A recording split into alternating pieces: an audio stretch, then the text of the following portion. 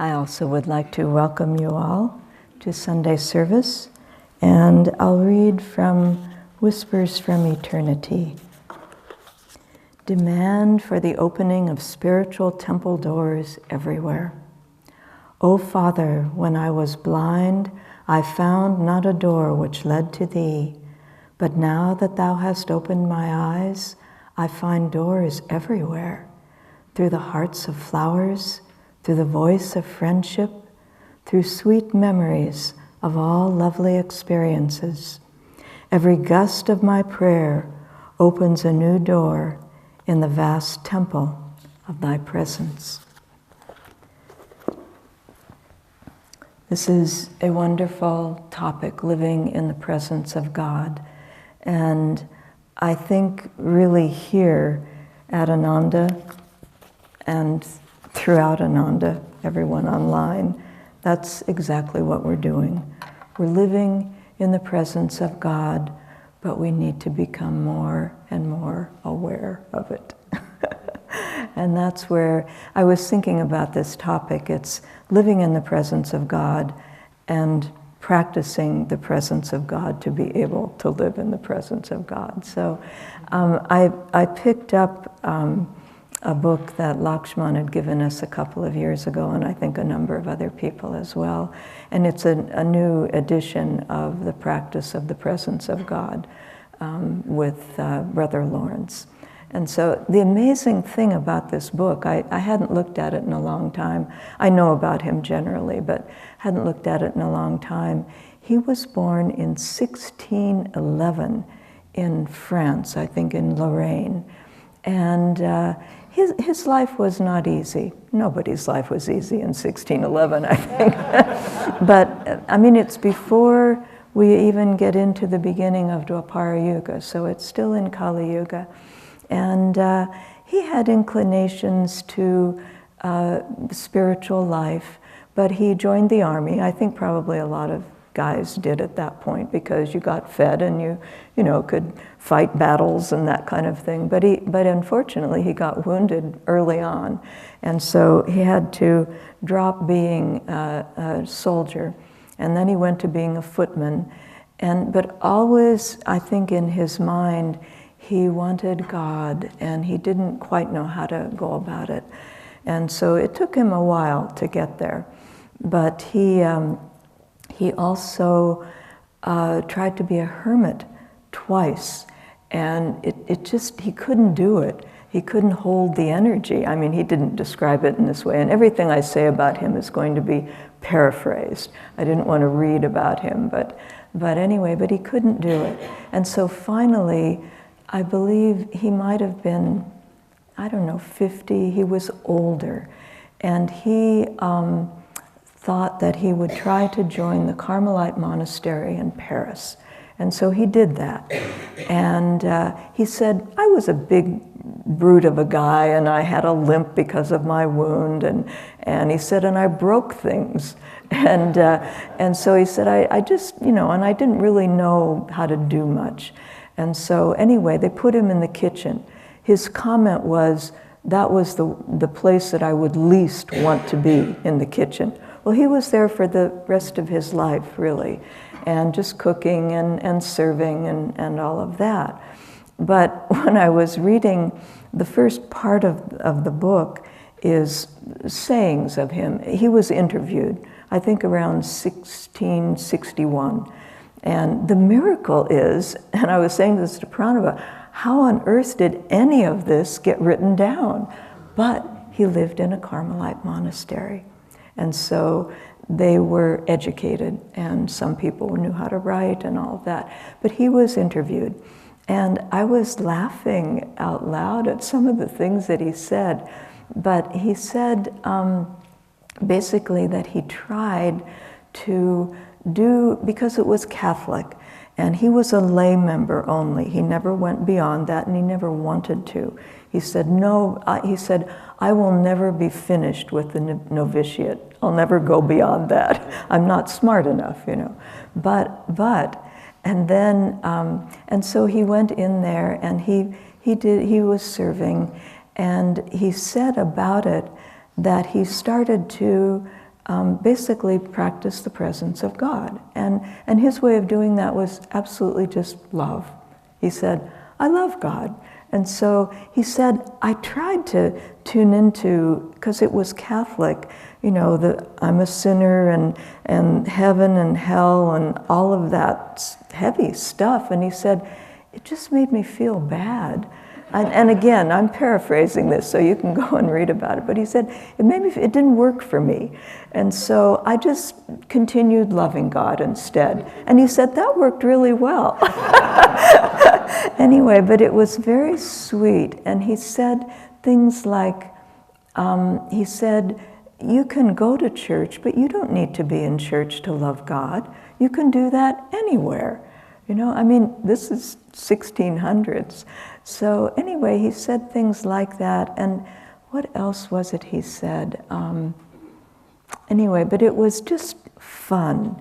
And what happened is that his service was very humble, but his spiritual life was very dynamic. And I know what he said. He said, when I came into the monastery, I figured I would really get, I think, lambasted. He didn't use that word, but really get hit with all of the bad things I've done in my life. He said, instead, God duped me. He came to me as love. And he said, none of that bad stuff ever came to me. But he said, God duped me. I was expecting the other. So it was just very humble, sweet, just a very nice thing to read. But he was, again, very dynamic in this practice of the presence of God. And he and God did everything together, and God was love. And so he loved God, and he said, I don't know why I'm given all these graces. He talked about it, you know, to his superiors, and he describes in one letter all the things that he does in his life and how he goes about his life and his practice, and then he says, you know, I respect you. This was to probably another priest. And he said, I respect you, so please let me know if I'm doing anything wrong. And it reminded me of the three hermits that Tolstoy wrote about, you know, who the bishop came and, you know, said, oh, you know, the prayer you're doing, we are three, thou art three, have mercy on us. Not the right prayer, you know, so we've got to correct that. And they were very happy to have him there, very happy to know the correct prayers. And then afterwards, he was leaving the island they lived on in a boat, and he looked back, and there was this light, and it was coming on top of the water toward his boat. And in the light were the three hermits. And when they reached his boat, they said, oh, sir, we're sorry. We've already forgotten the prayers you told us. Can you tell us again? And he said, no, it's fine. Forget it. But you know, I think I was just thinking about our lives as devotees, because we are the elect. I don't mean that in a prideful way, but we have everything we need to do to find God. And so we need to live in, and it's what Master talked about. He said you need to live and be happy and smile more. And you need to just love God. And when you do that, then that will come back to you in that same way. And so thinking about that, I thought, well, there's specifics that we can do. And one thing I was remembering recently, and I can't remember where I read it, but Swami Kriyananda said, in reference to practicing the presence, he said, you know, the mind just chugs along. And he said, Om Guru is the mantra to use. And I thought, yeah, he's always said that, you know, whenever anybody would ask him, he said, Om Guru, that's the mantra to use. But I thought, Om Guru comes in, interrupts the chugging along of the mind going, oh, here and there and here and there, and, you know, who knows, wandering, you know. But it interrupts that, and it places us in the present moment. And you know what Master said, Yogananda said, about the present moment? He said, if you can live in the present moment, you have God. And the more that you can live in the present moment, you have God. And that's what Brother Lawrence was doing. He was living in the present moment, loving God and making his little omelets and, doing whatever needed to happen in the kitchen. But he was loving God, doing all of that. And so there's no quick fix to this. We just have to practice the presence of God. But the more that we do that, then the more that reality and the present moment becomes our reality.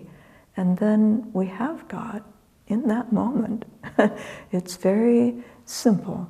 And that's what I loved reading about Brother Lawrence, is that he was so simple. He said, nobody will ever give me vows that take me beyond the novitiate, because I'll never be finished with the novitiate. That's where I am. But that where he was in that novitiate, loving God. And so, anyway, it was just interesting, and thinking about this time also of Christmas, which when I first came to Ananda, I thought, finally, this is what Christmas is supposed to be. And it's about inner communion, it's about loving God, it's about just everything you think it should be. The Christmas carols that are truly spiritual, not, rocking around the Christmas tree or whatever, It's like, those are actually painful, And so, but just, we have here, and for those online, you have there as well. Online is happening through Ananda. And so all these vibrations, all these ways to do things, they're available to all of us. And so take them up, use them, really do that. The other thing I was thinking is that there's a real importance for our spiritual life immediately to do this, because again, it brings us into the present moment.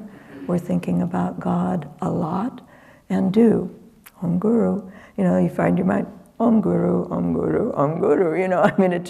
It changes. What I've noticed is that it just changes things, changes my consciousness, brings me into the moment. So there's that personal way for each of us to be doing that. And it's quite simple. We simply have to do it and to practice. And we do it every day. Master again said, the minutes are more important than the years. And that's the minutes that we spend with God. But also, it brings us into, because in the reading, when the king is saying, you came to me when I was hungry and when I was in prison and when I was sick, all of that. But remember, all of that, you were serving God through those people. That also has to be the reality. It isn't that because many people, Christians, will read that and say, oh, wow, now I know what to do. I'll go out and I'll do a prison ministry, or I'll, feed people or whatever, which is all fine, as long as you're serving God in them, not just them as human beings.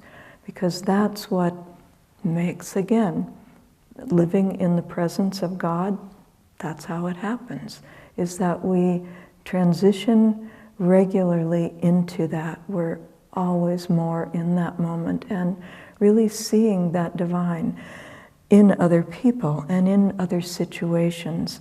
Now for us, we have the incredible gift of Kriya Yoga.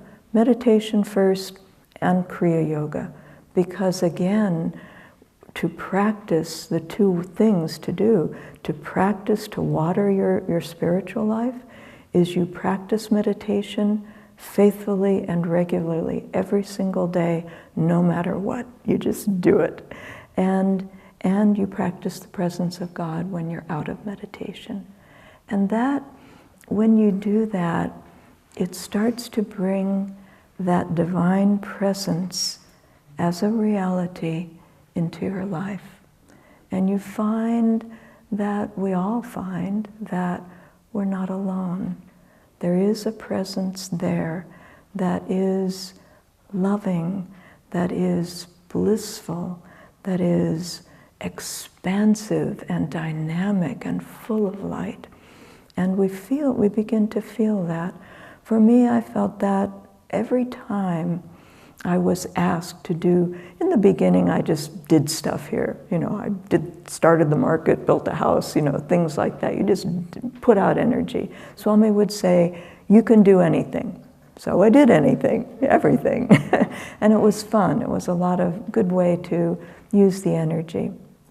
And I've always felt from the beginning God as energy and consciousness and vibration.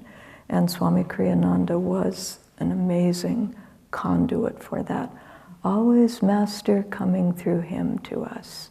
Wonderful. So we do that, but then we need to take that a step further as we serve and expand. It's all about expanding our awareness. We won't see those people in prison, on the street, whatever, unless we're uplifting our energy and expanding our awareness. And then we are able to serve people in that way, in the right way. Because it brings bliss, and it brings bliss not only to us, but to them as well. I'll tell you a little story. A friend and I were talking the other day, and she had gone down to Roseville area to do some shopping, and it's Christmas time, and it's really busy. And so, checking out, you're in a long line. And so she was waiting, and finally got up, and this woman was checking her out. And the woman, for whatever reason, I don't remember exactly what it was, noticed that she was from Ananda and a spiritual community, just some words were exchanged. All these people are behind, waiting, there's a number of people checking them out, but people are waiting, my watch, time. But this woman just shifted into another gear. And she just came up real close. She said, "Come here, I want to talk to you." This is at the checkout stand, I need to know about this more. And I noticed your email says expanding light. What a wonderful email. Just wanted to gain something from this person who, in the midst of all the chaos of outer Christmas, had something much more to offer. And I wanted to say that because it's like we all, each of us, have a whole lot to offer. And so we need to be ready to do that, and realize we have a different vibration when we meditate, when we, practice the presence of God. It's very apparent. We're magnets. People, human beings, they're magnets. And a lot of it's up here in the eyes and in the aura. But that we have a lot to offer people who are starving right now for help and for being served by somebody who knows a little bit more than they do. But then also I thought that there's that part of it. So seeing people and whatever your work is. I remember we went to a hotel, and it was just a regular motel in Santa Cruz area. And I always remember I would go into the breakfast room, just normal. This was not 5-star by any means, 1 or 2, or, just very nice. But the entire breakfast area was sparkling clean, and the little woman who did it every morning, it was all just full of energy. And I looked at her and I thought, wow, this is like, I've been in lots of breakfast rooms like that, and it doesn't ever feel that way. But she was so, and she wasn't, like smiling, and, she was just going about her thing with a lot of nice energy. And I thought, what what a nice thing to keep in mind. It was a humble way for her to serve, but she was doing it in a really good way. I felt it anyway. Every time I thought, I want to go down for breakfast now, because it was so nice, full of energy. And so there's those parts of things. But then we also, I think, in our time, and Master promised us this, that we would go through difficult times, in this shift from Kali Yuga to Dwapara, from one kind of consciousness to another, more expansive, more energy-oriented, and that I think it's also important to see things outside, bigger things, along in that way as well. I guess I'm thinking about things like climate change and politics and, I don't know, just bigger stuff that happens. And when things like that start to happen, I say, okay, Divine Mother, what do you have? You're in charge, not me. What do you have in mind here? How can I attune to your consciousness in this time of big change, that I can help people, continue serving and help people in this time, and not get caught up in things that are not mine to do. There's dharma of all different kinds for people to do. Some people have political dharma, some people have educational dharma, all different kinds. Some people have climate change dharma, and they need to do that. But for us as devotees, as disciples, as Kriya bonds, many, we can really, I think, help our own spiritual growth, and also for just attitudes out in the world of how we can cooperate with what the divine is doing right now. That may, I'm just mentioning a few things, but that may come in a lot of different ways. I think for our own spiritual growth and our sanity in times of great upheaval, it's important to include the Divine Mother in that. At least that's how you can talk about God or, however you want to do that. But I think of the Divine Mother because the Divine Mother is the one who's making this all happen. She is the motivating force. And so it's like, what do you have in mind here? How can I help things in a way? Just to be aware.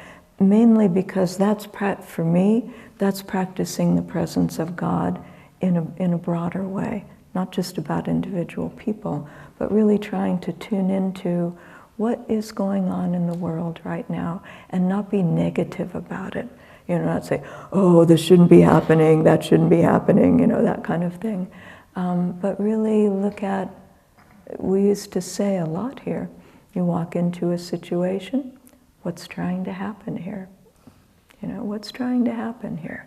And in the world as well.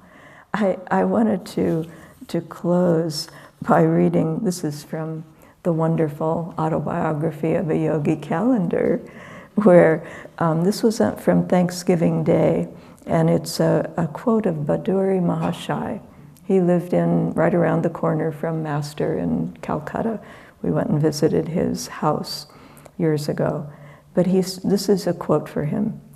"The divine order arranges our future more wisely than any insurance company." Baduri Mahashai's concluding words were the realized creed of his faith.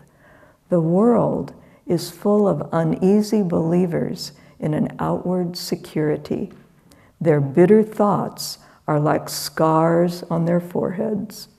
The one who gave us air and milk from our first breath knows how to provide day by day for his devotees.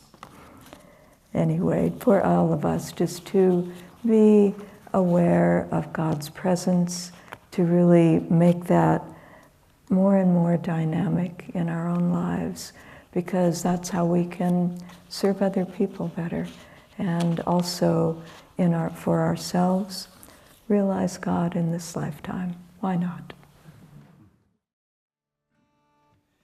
In India by the banks of a stream. A hermit whose prayers chose applause for their theme. He gazed at the flowers and he smiled at the sun. Then he clapped with delight, Lord, he cried, oh, well done. Well done, Lord, oh, very well done. The mountains that laugh with the gypsy clouds, the fields smile to welcome the sun. All nature sings praises aloud. The fields smile to welcome the sun. All nature sings praises aloud.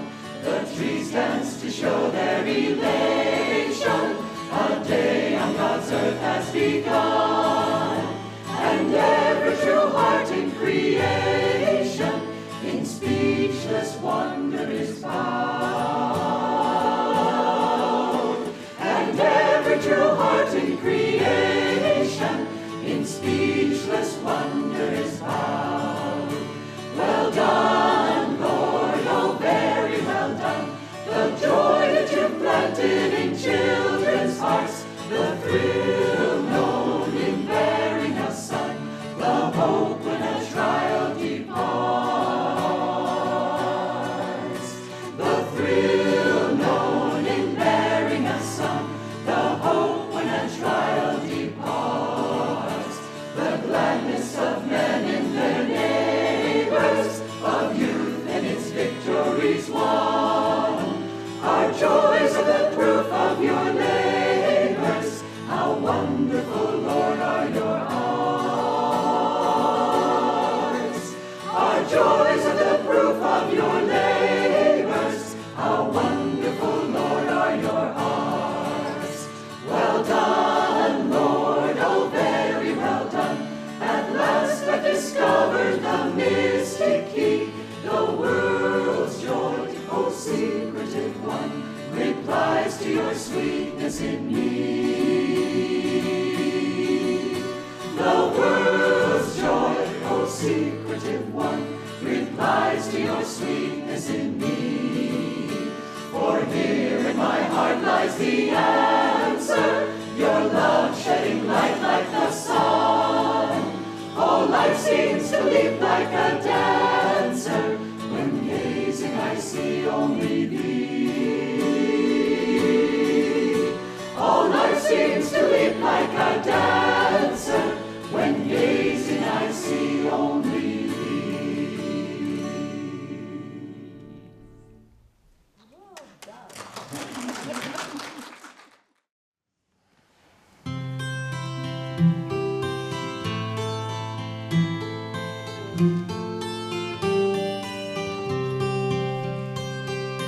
Peace gave us the mountains, peace gave us the sky.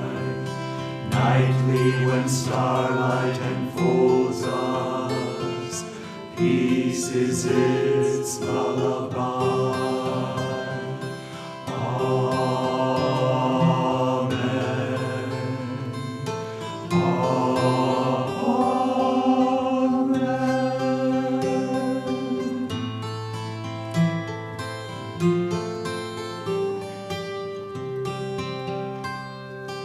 Peace gave us the morning, peace gave us the sun, bird songs that call us to welcome, day and fresh labors begun.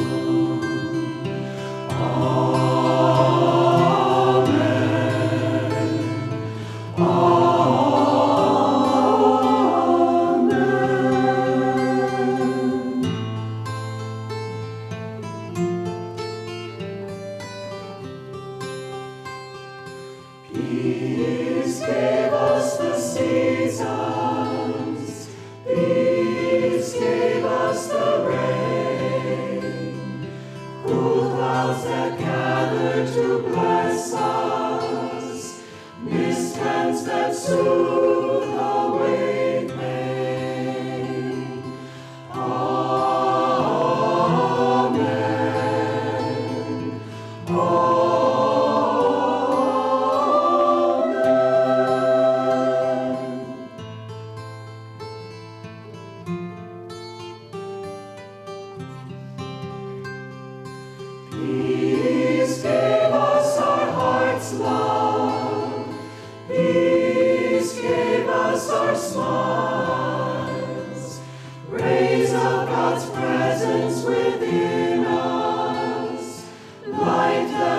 strife reconciled.